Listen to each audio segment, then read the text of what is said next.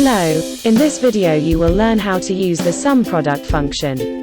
It is a great alternative to the usual multiplication and addition. The function does the work without creating additional columns. First, we will calculate the cost of employees using the traditional method by creating an additional column in which we will multiply the number of hours, the daily rate and the number of months in which the employee was employed in the company.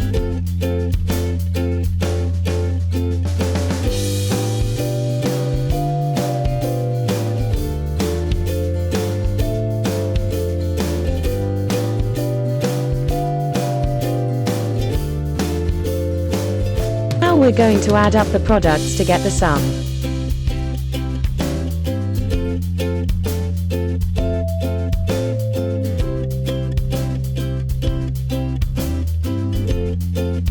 As we can see, it took us some time. Now I will show you a simpler way that will restrict you to one formula without adding extra columns.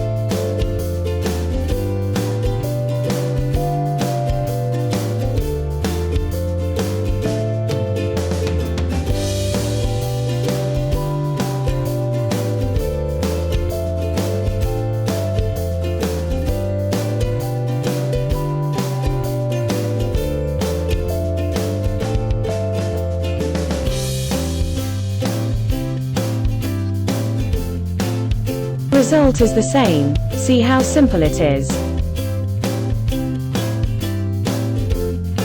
Thank you for watching and see you next time.